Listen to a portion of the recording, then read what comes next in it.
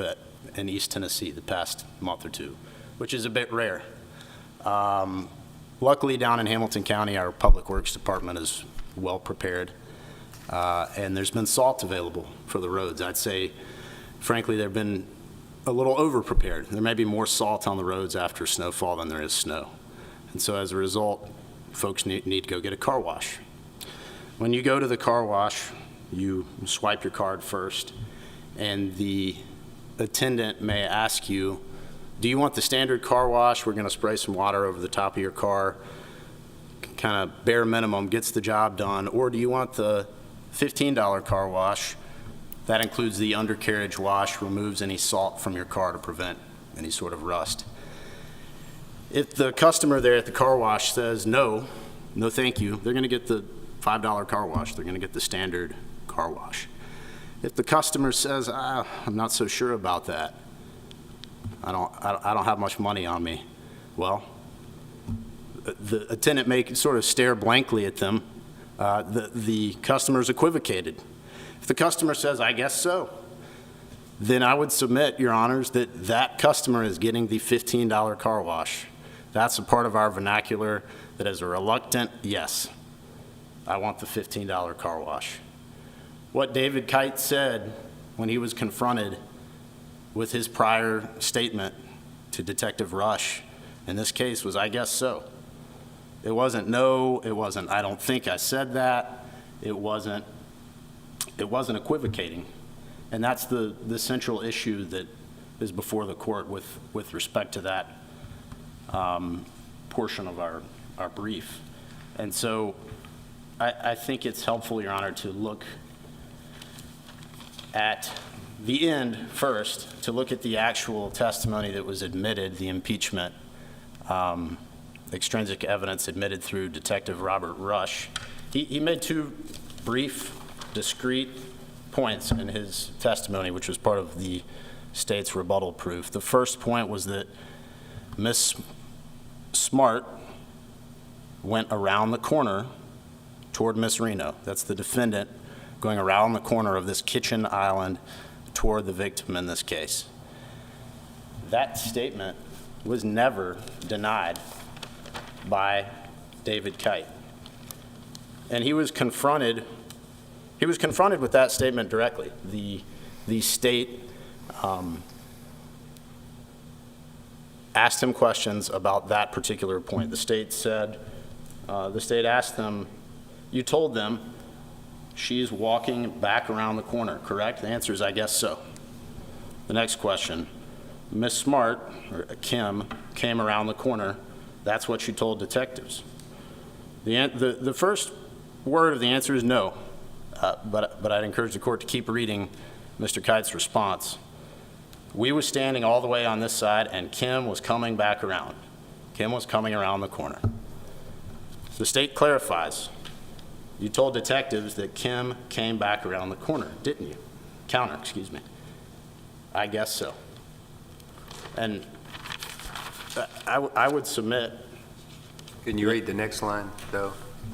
I apologize, Your Honor. And it wasn't, I guess so. I think it was, I guess. The first response from David Kite was I guess. As I recall, Your Honor, then there was that explanation. There was a third question, and the response was, I guess so. Well, I don't have the record in front of me. I'm reading from the state's brief, and they may have misquoted it, but the very next after the word answer, I guess, the question is, today you told a very, very different story to the jury, right? And the answer to that is, I didn't tell no different story to the jury, and it keeps up. Yes, Your Honor. There's more to the story, it looks like. I'm glad the court brought that point up. I think that's where, frankly, in the trial, this attempted impeachment by the state sort of gets in the weeds. And this could have been a simple proposition. It could have been, you never told the detective that Miss Reno lunged at Miss Smart. That question was never asked at trial. It could have been, Miss Reno never lunged at Miss Smart, right? And presumably Mr. Kite would deny that and say, no, she did. Then everything is effectively teed up Once Mr. Kite is confronted with the fact of his statement to Detective Rush, for Detective Rush to testify pursuant to Rule 613B.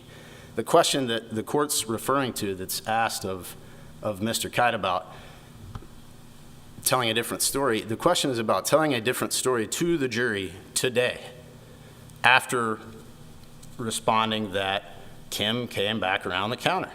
I guess so. There's no question about what Ms. Reno is doing, which I think plays into another point that's sort of brought up by the state in its brief, and this analogy to a red light or a green light. And I think that analogy is misplaced. This is not a binary situation. It's not a situation in the disjunctive where either Ms. Smart is aggressive or Ms. Reno is aggressive. It's a situation where there are 6 or 7 people living in this very small house in rural Hamilton County. A knife is thrown. It is a chaotic environment. There's soup cooking on the stove. Ms. Smart is making movements. Ms. Reno may or may not be making movements. Certainly that's the central question in the case, is it's a self-defense case. And it's not as simple as... Let me cut to the chase, though, Counselor. Was it the discrepancy which person was approaching the other? And the pretrial statement was that the defendant was approaching the victim, and now at trial, the 2 people come and testify, the victim's approaching the defendant. Isn't that essentially the discrepancy we're talking about? Your Honor, that is the discrepancy, but I believe that what David Kite is consistent about is that Ms. Smart, the defendant, approached the victim. The state would suggest that Mr. Kite is inconsistent about whether Ms. Reno, the victim, approached the defendant. The fact of the matter is there's no testimony about that. There's no question about that. Mr. Kite is never confronted with what the state characterizes as an omission from his statement to Detective Rush.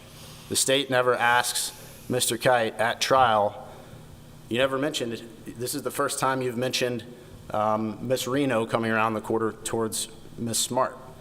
And again, Your Honor, I would emphasize that the fact that it's mentioned for the first time at trial, excuse me, Your Honor, it's simply a dynamic situation.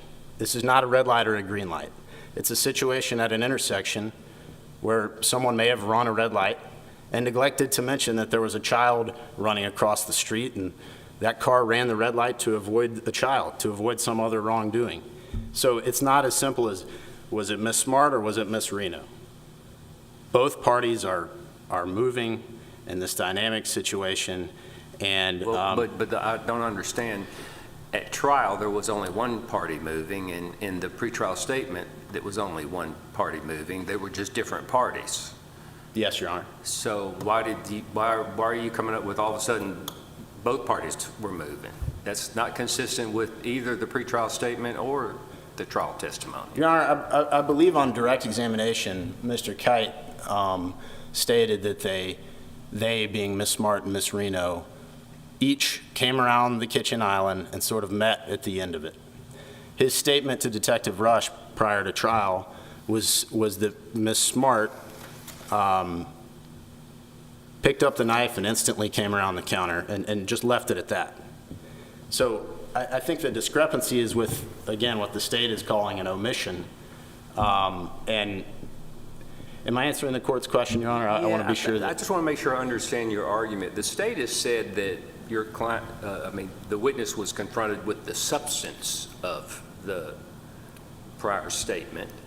It sounds like you're saying he wasn't confronted with the exact words of the prior statement. Am I getting that right? Your Honor, he certainly was not confronted with the exact words. I think it's more than that, though. I think there are 2 concepts here.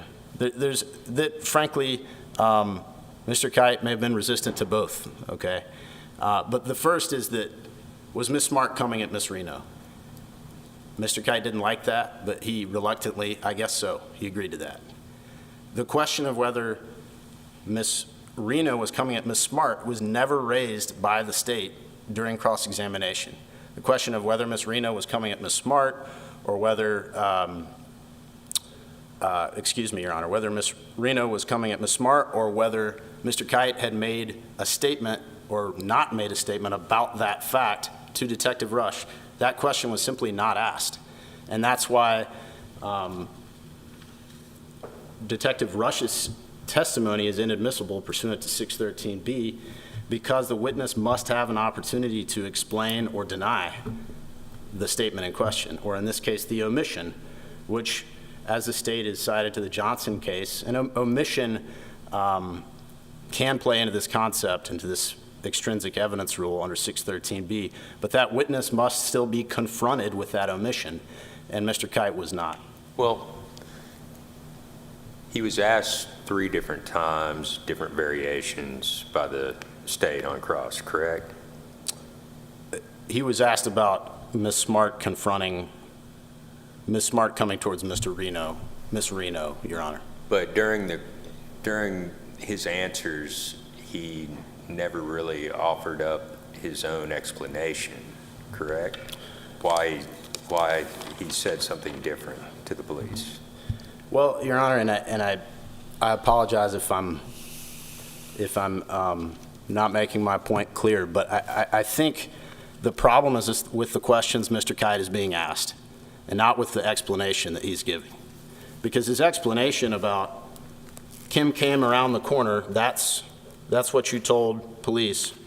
No, we were standing all the way on the side, and Kim was coming back around. Ms. Reno's name is not mentioned, Your Honor. Right, but that's an explanation when he elaborates. It wasn't just a yes or no question. He's explaining, and frankly, it boils down to the jury saw all this and really saw his equivocal answers and discounted it, right? Given that the evidence was admitted, Your Honor, I think that's true. And I think that's the issue that's before the court, is that that the evidence shouldn't have been admitted and its admission was not harmless. I think that... Well, why don't you talk to us about why it's not harmless? Yes, Your Honor. There are a few reasons it's not harmless, Your Honor. The first, I am always scared to think about what happens in that jury room. But the first reason to appreciate that this was not harmless error is to simply look at the verdict. Ms. Smart was convicted of a lesser included offense. She was indicted for voluntary manslaughter, convicted of reckless aggravated assault. Well, the state's going to ask us to look at the verdict and say it was harmless error. Yes, Your Honor. So both of y'all are going to say, look at the verdict. Well, Your Honor, the verdict suggests that the jury rejected the claim of self-defense, which was essentially the entire case. There's no dispute that Ms. Smart killed Ms. Reno. There's no dispute that how it happened, things of that nature. The question is... There's no dispute that the victim was unarmed, threatening to whip the butt of this lady, and she got killed. Well, Your Honor, the victim threw a knife at the defendant prior to being... When you throw a knife, you don't have it anymore. You're unarmed. Your opponent picks up the knife and stabs you with it. Yes, Your Honor. Your Honor, and that's the... Did your client testify at trial? No, Your Honor. Did your client say that when this unarmed lady was approaching her, she was in fear of serious bodily injury or death? Well, Your Honor, she did not testify. Did any witness testify of any circumstance that would make the jury find that this lady who, armed with a knife, stabbed an unarmed woman was in fear of serious bodily injury or death? Yes, Your Honor. And that's the point that I wanted to make, is that Mr. Kite and Mr. Deaver, who did not have full view of this event, Mr. Kite's the only one who did, are the only eyewitnesses in this case, the only witnesses who can testify really as to self-defense. And there was testimony that Ms. Reno liked to fight, that she was being unreasonable, and there was testimony that Ms. Reno approached Ms. Smart after she had thrown the knife in a threatening manner. And didn't Ms. Smart give a statement to the police that was sort of a self-defense statement that came in through the state's proof? She did give a statement to the police, Your Honor. Her statement, I don't believe the entire statement was admitted at trial, but she did focus on... Isn't that what you used at trial, or the defense used at trial to support their self-defense position, was at least partially the statement she gave to the police? Yes, Your Honor. Well, in that statement, she did not say she was in fear of serious bodily injury or death. She said, I accidentally stabbed this woman. Your Honor, Not a word about self-defense from her statement, right? She said a few things, some admittedly inconsistent. And So how and do you kill an unarmed person? I'm sorry, Your Honor. If an unarmed person, woman of equal, I assume equal stature, is approaching and they get killed, isn't that, excuse my expression, overkill? Your Honor, I think it's a fact-intensive, this is a fact-intensive analysis, just like the issue before this case, the question of So if I self-defense. have a bow and arrow and I got one arrow and I shoot at you and I miss, you can pick up that arrow and come and stab me.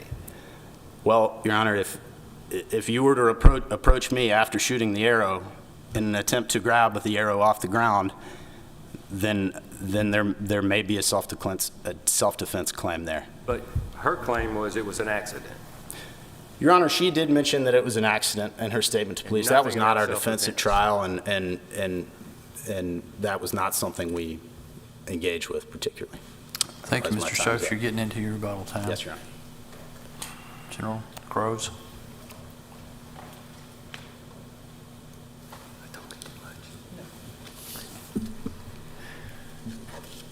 Good morning, Your Honors, and may it please the Court. Alan Groves on behalf of the state. I'm going to focus my arguments this morning on the impeachment evidence, since that's what my friend on the other side is focused on. I'm happy to answer questions, however, about the body camera video that was introduced or the alleged improper closing arguments, if Your Honors have further questions about those things. I do want to be precise about what prior inconsistent statements we're talking about. The defendants identified both a prior statement made to police and a prior omission. The statement is Kim instantly picked up the knife, this is the defendant, and headed directly towards around the counter at Crystal, the victim, and he kind of followed in behind. So that's the prior statement. The omission is that Kite never said that Crystal came around the counter lunging at Kim. And I just want to start off by mentioning that the rule of evidence that we're talking about talks about prior inconsistent statements. It doesn't talk about omissions at all. And I wrote this brief several months ago, but my recollection was that I couldn't find a Tennessee Supreme Court case saying that omissions could even qualify as statements, but I did find a pretty old CCA case that was published that says that omissions can count in some circumstances. So I'm briefing this and arguing it under the assumption that this omission falls within the scope of Rule 613 under the Rules of Evidence. But as I mentioned in my brief, I do think that in this particular case, the prior statement and the omission are really two sides of the same coin. Because as Judge Ward kind of got at, the thrust of the issue here is who came around the counter. Was it the defendant coming around the counter towards the victim as the aggressor, or was it the victim coming around the counter towards the defendant? And I don't know if Your Honors have had a chance to look at either the body camera video or the photographs, but there's this kitchen and there's an island in the center of the kitchen. So the victim was standing on one side of the island cutting onions and chopping onions. The defendant was kind of on the other side of the kitchen. And so the way I understood the testimony of the defense witnesses was that the victim was coming around the island towards the defendant. However, they told police, or at least one of them, Kite did, that the defendant was the one that came around the counter towards the victim, which is where the blood spatter was in the kitchen. So I think that's highly relevant. But I'm a little bit confused because my friend on the other side, at first, at the beginning of his argument, he seemed to be conceding that the state did confront Kite with the substance of his prior inconsistent statement. But then as he kind of went along, he seemed to backpedal a little bit and advance the arguments he raised in his brief, which was that he was never confronted with the statement and wasn't given an opportunity to admit or deny. So I'm a little bit confused about whether their position What is does the that... record demonstrate he was given an opportunity? Yes, and on page 12 of the state's brief, we just block quoted this exchange, so we're not taking anything out of context, and the court can review that. And we think this series of questions, there's 3 or 4 questions here, and I gave a little bit extra so you could kind of see the full context. We think that that is confronting Kite with the substance of at least the prior inconsistent statement about the defendant coming around the counter. And that phrase, around the counter, is used verbatim in several of these questions. And I think that really captures the substance of the prior statement. Now, the prior statement itself was video recorded. This was a recorded police interview, as I understand it. That was not introduced into evidence.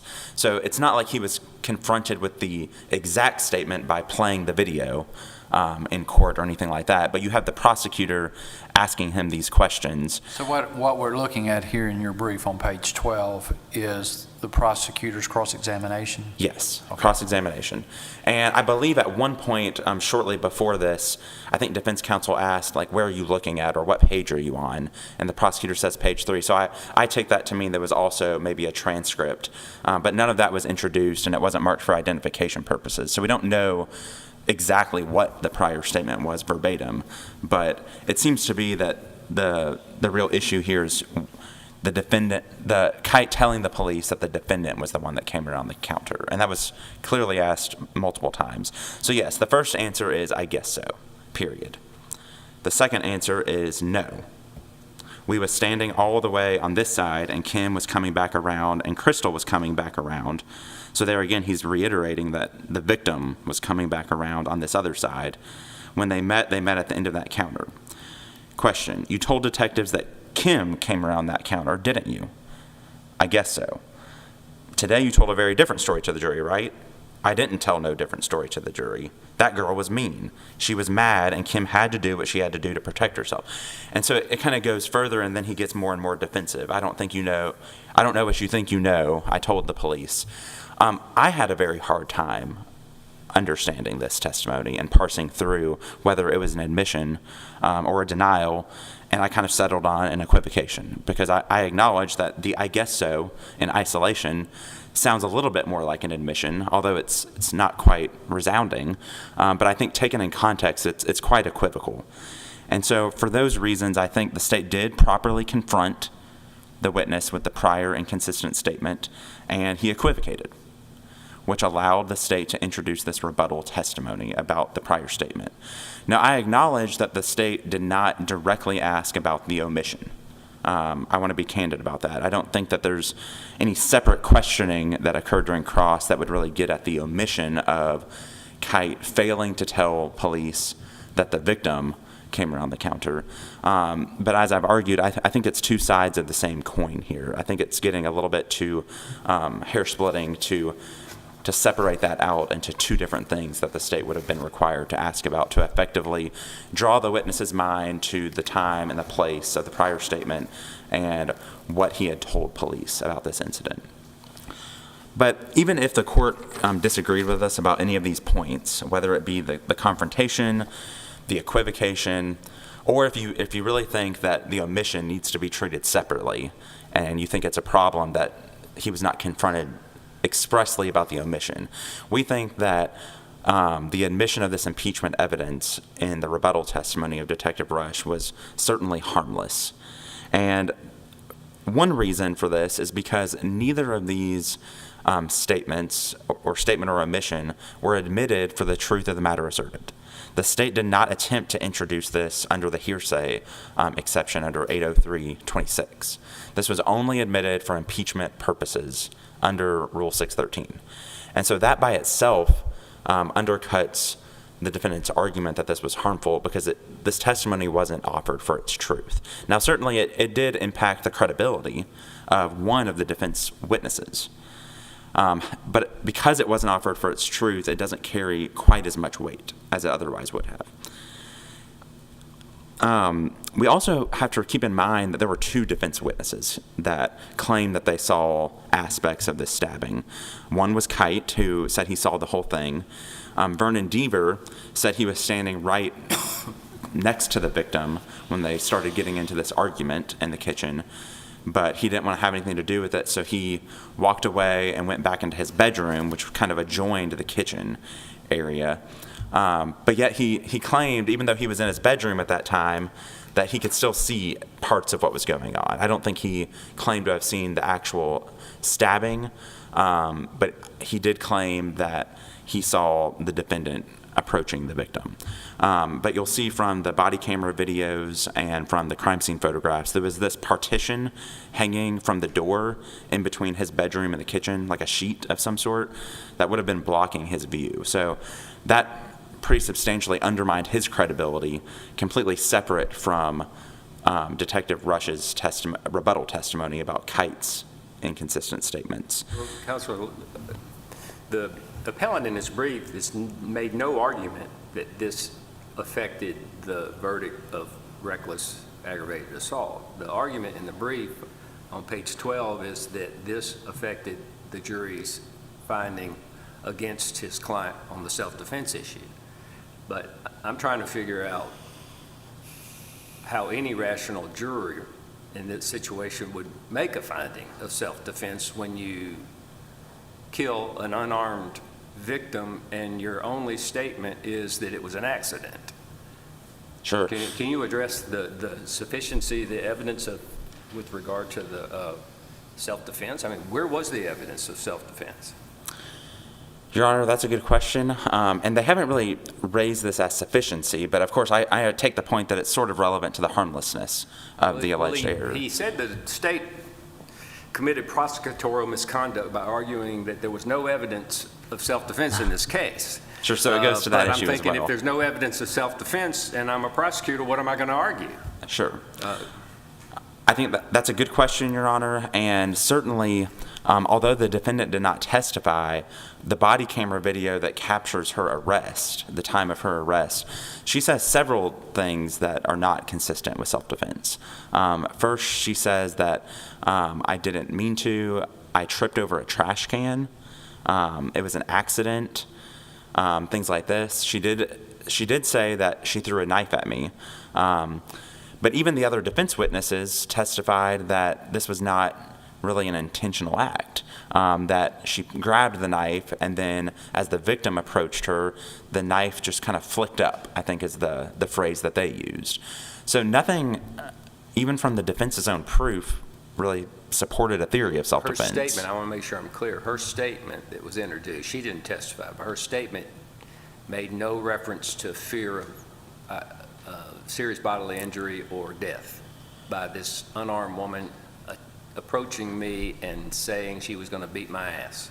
I don't recall any specific statements about fearing imminent death or injury. I do recall her saying that she threw the knife at me, but she was kind of crying, she was emotional, but she talked about it being an accident and tripping over a trash can and things like that. So I would also push back, I don't think that the jury's verdict indicates that it found that she acted in self-defense. We understand there's an acquittal of the greater offense of voluntary manslaughter, but we have a conviction here for reckless aggravated assault. Well, didn't they essentially take her statement and convict her of accidentally killing this woman? I mean, it's hard to look behind the jury's verdict. That could have been one possibility. But certainly when we're thinking about the prior inconsistent statement here, I certainly think the defendant hasn't carried her burden of showing that it more probably than not affected the judgment. And we also haven't mentioned the other physical and medical evidence that was admitted. The medical expert testified that the knife wound penetrated like 3.5 inches, indicating that it was a volitional act and that it wasn't merely an accident. We had the blood spatter. The location of that in the kitchen was more consistent with the state's theory that it was really the defendant that was going around the counter towards the victim where she was cutting up the onions.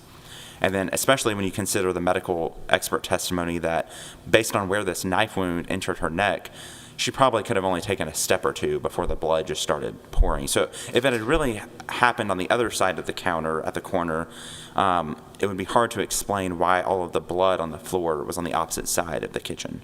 It really just wasn't consistent with the defense's theory of the case. So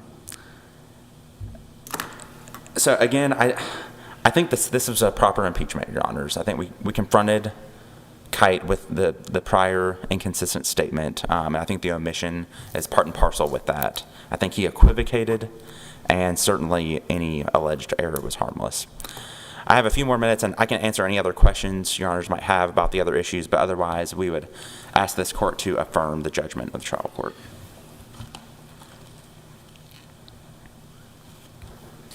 All right, thank you.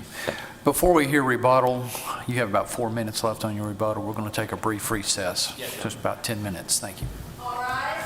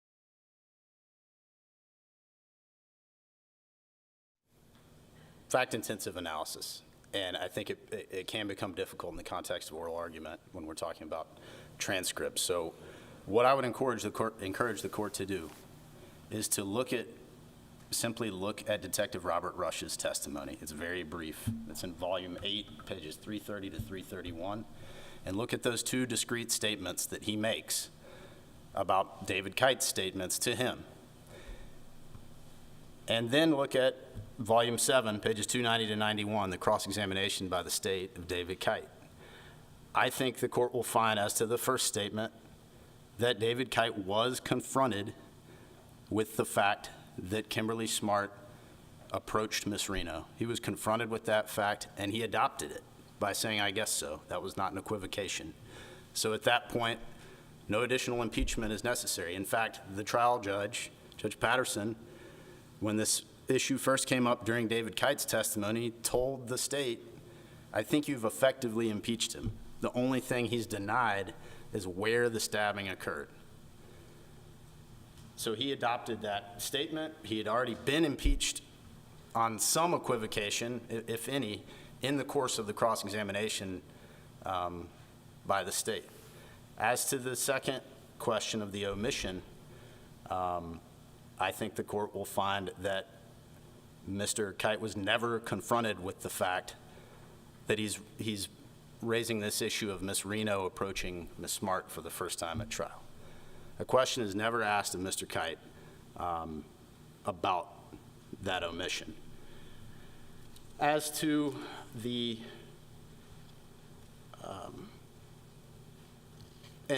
just to back up a little bit, the testimony on direct examination is that the parties were approaching each other.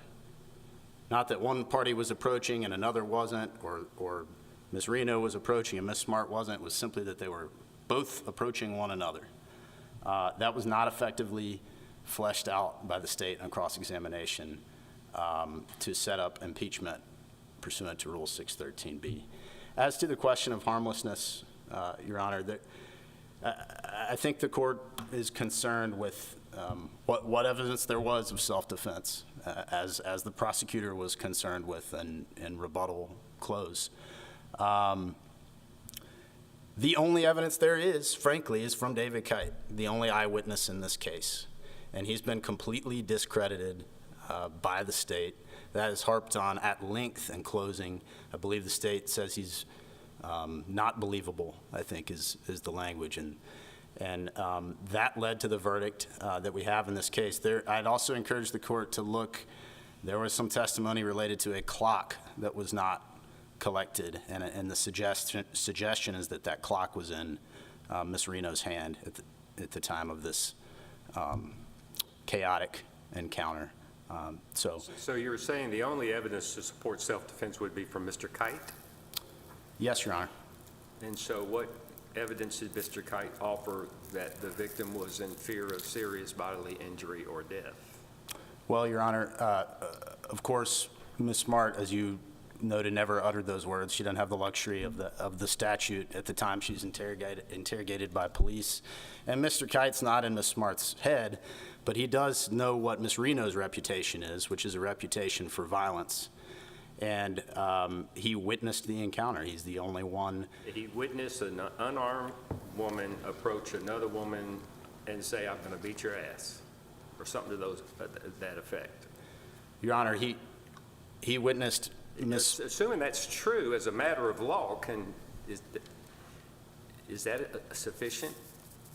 Taking the evidence in the light most favorable to the defendant, is that sufficient to show that the defendant was in fear of death or serious bodily injury from an unarmed victim?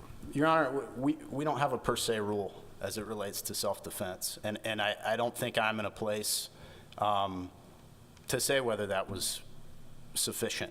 I think the question is whether there's a reasonable likelihood that the outcome would have been different had Mr. Kite not been discredited in this improper way. And I think that the outcome would have been different, and that's why we're asking the court to reverse and remand for a new trial. Thank you, Mr. Schoaf. Thank you, Your Honor. Thank you, General Groves. Madam Clerk, if you would please call the next case.